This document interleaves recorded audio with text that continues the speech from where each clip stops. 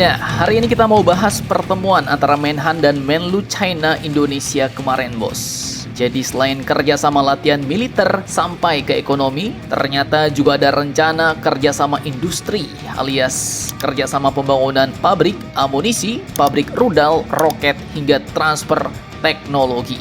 Tak main-main, kemudian juga ada rencana kerjasama mineral penting antara Indonesia dan China. Nah loh, mantap jos nih. Pertanyaannya lantas bagaimanakah rencana kerjasama itu? Siapa yang bakal menggarap pabrik rudal amunisi di Indonesia? Kemudian kerjasama dengan perusahaan China yang mana? Rudal apa yang dimaksud dan kapan target mulainya kerjasama ini? Kemudian terakhir bagaimana soal kerjasama mineralnya? Penasaran beritanya? Cus! Markibong, mari kita bongkar berita lengkapnya satu per satu, bosku.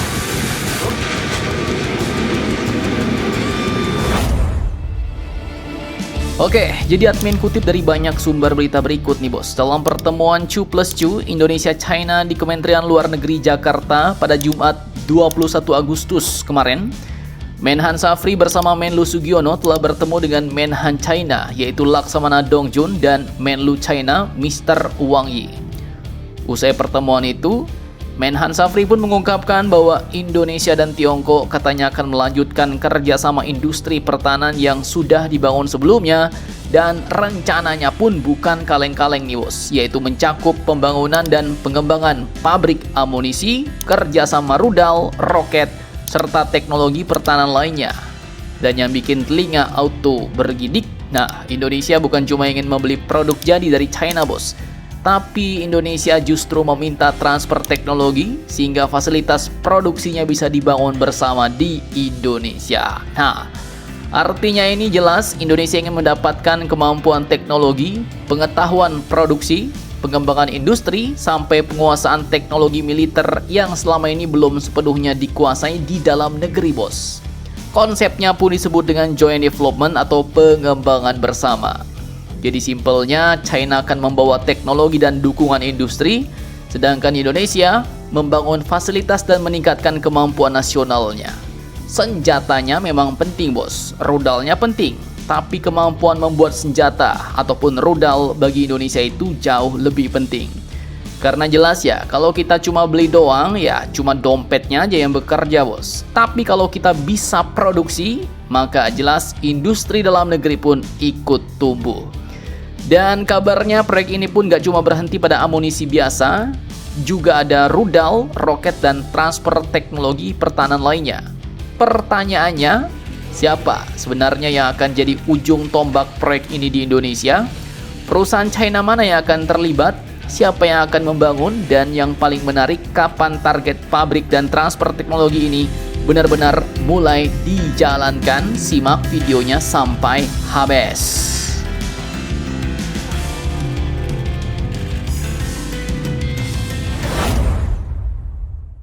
Oke, dari sumber-sumber berita berikut ternyata jawabannya adalah PT Pindad, bos. Jadi ketika ditanya apakah Pindad akan terlibat, Menhan Safri menjawab dengan tegas, ya Pindad, pasti Pindad katanya. Kerjasama ini pun sebenarnya bukan benar-benar dimulai dari nol, bos.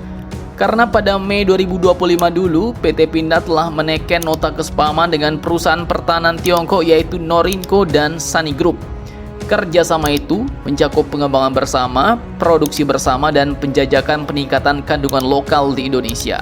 Nah, kini kerjasama itu diarahkan lebih jauh, bos, yaitu untuk membangun kemampuan produksi amunisi, misil, dan roket di dalam negeri dengan dukungan teknologi dari negaranya Bapak Xi Jinping. Nah, jadi gambaran besarnya seperti ini, bos. Pindad akan jadi pemain utama dari Indonesia. Sementara perusahaan pertahanan China akan memberikan dukungan teknologi dan kemampuan industri. Lalu fasilitas produksi dikembangkan bersama di Indonesia. Dan targetnya juga cukup agresif nih, bos. Menhan Safri mengatakan implementasinya paling lambat sudah berjalan pada tahun 2027, tahun depan. Dan tentu ya, maksud dari kata berjalan ini ya nggak otomatis pada tahun 2027 itu kita langsung bisa produksi ribuan rudal seperti pabrik mie instan. Tinggal seduh langsung jadi ya kan? Nggak gitu bos. Tahapannya mungkin nanti akan dimulai dari pembangunan fasilitas dulu, kemudian lanjut dikasih transfer teknologi, barulah masuk ke pelatihan tenaga ahli, pengujian, hingga produksi awal.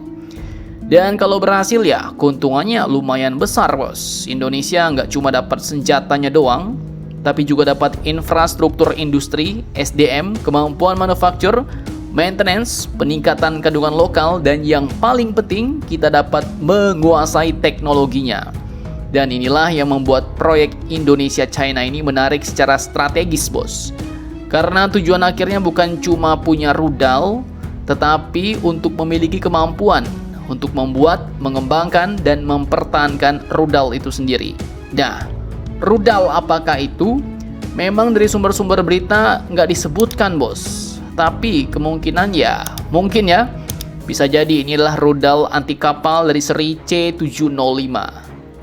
Karena dulu barang ini memang sudah dikerjasamakan bos. Tapi ya, tetap harapan Mimin juga ada rudal pertahanan udara ya kan, rudal balistik, bahkan sampai rudal jelajah. Mantap, jos. Nah, tapi tunggu dulu nih bos. Sebenarnya bukan cuma soal rudal dan pabrik amunisi. Hubungan Indonesia-Tiongkok ini ternyata juga punya satu medan tempur lain yang tak kalah penting, yaitu mineral dan energi. Nah, bagaimanakah itu? Oke, jadi dalam pertemuan tingkat menteri di Jakarta Jumat 21 Agustus, Menlu China Wang Yi menegaskan bahwa kedua negara telah sepakat memperkuat kerjasama energi dan sumber daya mineral, bos. Dan Indonesia memang punya harta karun yang sangat menggoda nih, mulai dari nikel ya kan, kemudian ada tembaga, timah, emas, sampai bauksit. Belum lagi batu bara dan kelapa sawit. Tiongkok sendiri merupakan salah satu mitra ekonomi dan investor terbesar di Indonesia, terutama dalam industri pengolahan nikel dan bahan baku baterai.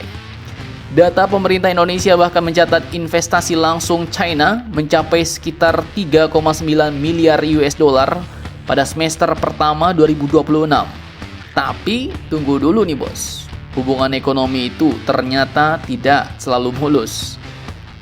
Sejumlah perusahaan China yang beroperasi di Indonesia sebelumnya pernah mengeluhkan kenaikan pajak ya kan, perubahan formula harga nikel, aturan pertambangan yang makin ketat, serta biaya operasional yang meningkat. Dan pada Mei 2026, Kamar Dagang China di Indonesia bahkan juga menyampaikan keberatan kepada pemerintah Indonesia karena mereka menilai sebagian perusahaan menghadapi regulasi yang terlalu ketat dan penegakan aturan yang dianggap berlebihan. Bahkan mereka menyinggung dugaan praktik korupsi dan pemerasan oleh sejumlah pihak. Nah, ini menurut admin kalau masalah regulasi yang terlalu ketat dan penegakan aturan yang mantap ya, itu admin dukung bos. Tapi kalau ada praktik korupsi dan pemerasan, nah itu yang harus kita pantau ya kan. Kemudian di sisi lain ya jelas Indonesia juga punya kepentingan sendiri nih bos, yaitu jangan sampai kekayaan mineral hanya keluar sebagai bahan mentah atau keuntungan utamanya dinikmati investor asing. Indonesia ingin investasi datang bersama teknologi hilirisasinya, transfer teknologinya, lapangan kerja, dan nilai tambah di dalam negeri. Jadi inilah tarik menariknya. Tiongkok membutuhkan pasokan mineral Indonesia, sementara Indonesia membutuhkan modal dan teknologi Tiongkok. Dan masalahnya ya, dalam permainan geopolitik tidak ada makan siang gratis bos. Pertanyaannya sekarang, siapa yang sebenarnya lebih membutuhkan siapa ya kan? Nah, kalau menurut kalian biji mana nih? Silahkan kalian cocor-bacor di kolom komentar.